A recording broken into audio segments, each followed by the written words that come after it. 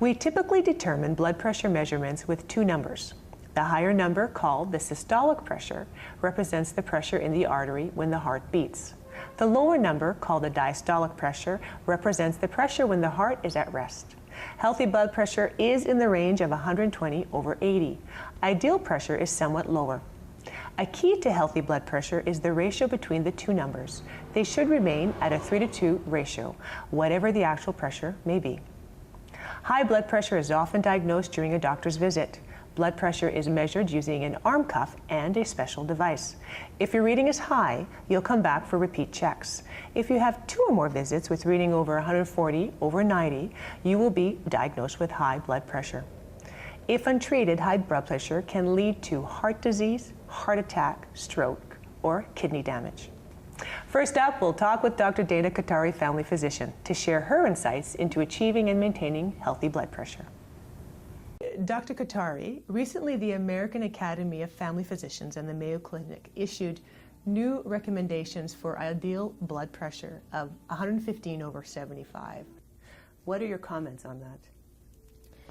Well, my comments on that ideal blood pressure, it is really good because it is the one which will protect against stroke and heart attack and those kind of things, because it's even less than 120/80, which we normally used to consider as normal blood pressure, but it is very, very difficult to achieve even in healthy people. Yeah, because there are a lot of stressors and which can increase our blood pressure from, like it is, blood pressure is always a variable thing. It's never the same value all the time. It's always variable. So it varies. It could be higher at the time, at the end of the day when we are done our work and all, when we are at home, it is higher than when we get up from sleep, when we are relaxed the whole night and when we get up. Then it becomes little higher when we eat, when we have our activity, when we are thinking, when we are stressed out. So there are a lot of things, so there are variations. But yes, this is an ideal blood pressure which will definitely protect against, but hard to achieve all the time. Okay. Why is hypertension so dangerous?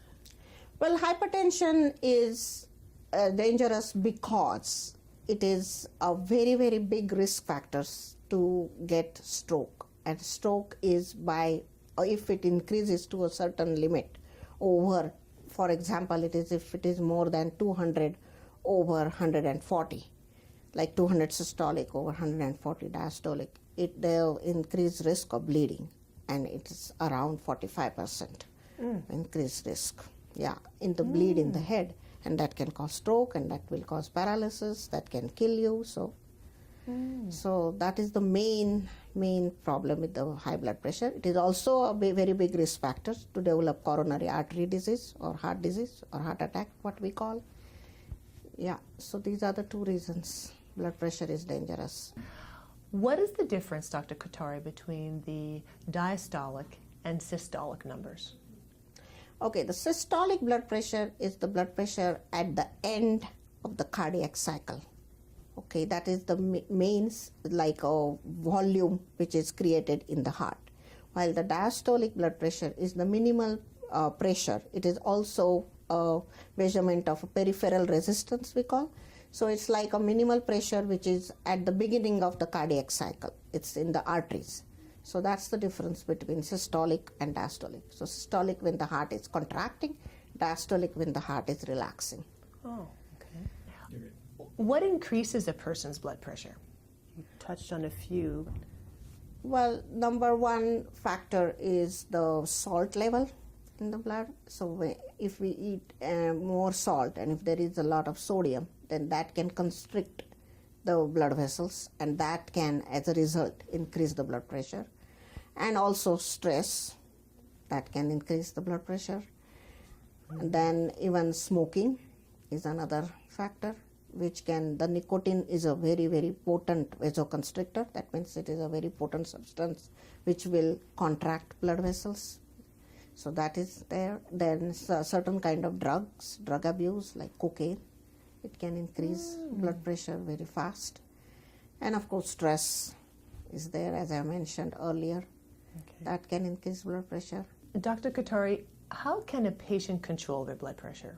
To control blood pressure, there are lifestyle changes which are required. That is number one. And the lifestyle changes will be to reduce salt in the diet.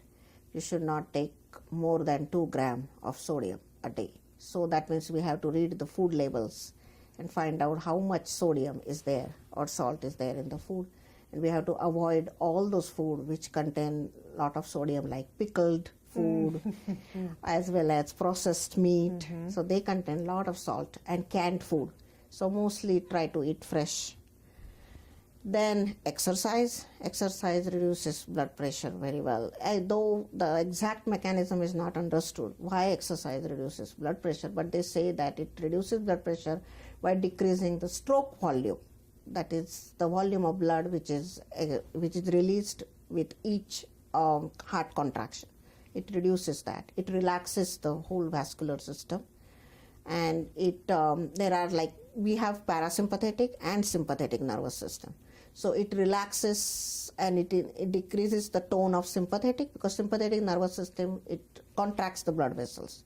Parasympathetic, it mostly relaxes. So it increases the parasympathetic tone, and it means exercise decreases the sympathetic tone. So that way it relaxes the blood vessels more, and that way the blood pressure is decreased. Okay. Can being overweight contribute to high blood pressure? Yes, because having the overweight, it seems that there is a decreased adiponectin in the blood, and there are increased free fatty acids, and these two all increases the blood pressure. That's what it is found by the studies even on animals. Okay. Yeah. And if a patient loses weight, you see a definite change in their blood pressure? Yes. If the patient loses weight, that is another one that is a way to decrease blood pressure. One of the ways, as I mentioned earlier, as well as diet, exercise to reduce weight, and to stop smoking. Stop smoking. And also alcohol, because if you reduce alcohol, that also decreases your blood pressure. And if you have a patient that you've given medication to because of their blood pressure, if they start exercising and losing weight and controlling their salt intake and all of that, do you find that there's a chance that they don't have to continue with their medication if they do all the change in their habits? Yes, there is a chance that they might not require their blood pressure medication, but they have to be really, really drastic in their lifestyle changes. And the weight they have to reduce is at least 10 to 20% of their body weight has to go down. Yeah. And they have to follow the sodium also very, very, very restriction. And the alcohol, as I mentioned you earlier, alcohol intake to reduce, because they say for women only 9 drinks per week, and for men only 14 drinks per week are allowed as a safe allowance. But after that, there are all side effects of alcoholism. They come in. Is there a hereditary component to blood pressure, to high blood pressure? Yes, there is. Okay. There is hereditary component to the high blood pressure. If there is a family history of high blood pressure, especially first-degree relatives in the family, then there is a very high risk, about 45% of risk of high blood pressure. And how is blood pressure affected by the obstructive sleep apnea condition? Yeah, the obstructive sleep apnea, it causes actually because during the sleep, suddenly the carbon dioxide increases and there is hypoxia. That means the oxygen level falls. And that leads to the vasoconstriction peripherally, like all the blood vessels in the body, they contract. And that leads to the high blood pressure.